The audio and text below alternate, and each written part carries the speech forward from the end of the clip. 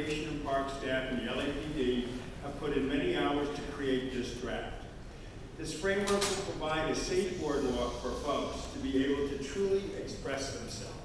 Right now, we have LA's most vulnerable homeless being taken advantage of, harassed, and assaulted without an ordinance in place. Folks have shared with me how they were beaten over spaces, or LAPD can recite the high number of assaults that have and continue to occur on the boardwalk. This ordinance will work to keep all visitors and free expressionists safe. This draft has been publicly vetted and won support from the vast majority of free speech advocates, performers, residents, boardwalk visitors, business owners, as well as our own LAPD rec and park professionals who care deeply about the boardwalk along with our Venice Neighborhood Council. I look forward, colleagues, to your support of this ordinance so that the Venice Beach Boardwalk can return to the days when we had artists, performers, and free expressionists sharing with the world their various talents and messages. And I'd like to ask our city staff to introduce themselves and give my colleagues an up-to-date of where we are right now. Of course, thank you, Councilman.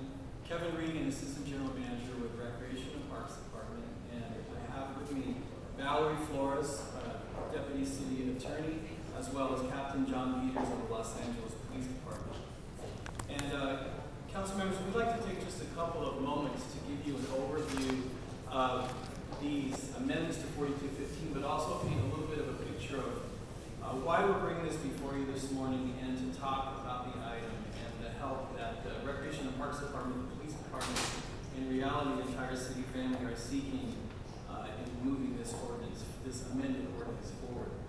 As Councilmember Roosevelt said, for many, many years, Venice Beach has been known as a free speech zone, a place that performers and artists can come and present their performance or do their art, where free speech advocates can come and have a place to speak freely about their message or their belief. And this is what the city has for many years sought to preserve at that site. It is important for for the council to realize that the entire Venice Beach Boardwalk, the Oceanfront Walk, and the area known as the Boardwalk, as well as the Windward Plaza, and this is an oceanfront walk that runs all the way from the city of Santa Monica down to El Segundo. The area that we're primarily looking at in terms of where folks come out and do their art and free speech and performance is from Navy Street down to 17th Avenue in Venice. It's important for the council to understand that this entire stretch is a Los Angeles City park. It's dedicated parkland, and as such, it is applicable to all of these the city ordinance pertaining to parkland, park closures, as well as activities that can be conducted on parkland. It's also important to note that Venice has a long history. And at one point in its history, Venice was that area that we characterized as the performance zone, the free speech zone, the artistic zone. But today, that is no longer the case. And that is the reason that's no longer the case is because the area has become inundated with individuals that are illegally engaging in commercial vending. This ordinance seeks to end that commercial vending and preserve the spaces that are allocated for free speech artists as well as performers. We help to bring back that characteristic. That's one thing. The next thing is that we're looking at public safety and access for this park.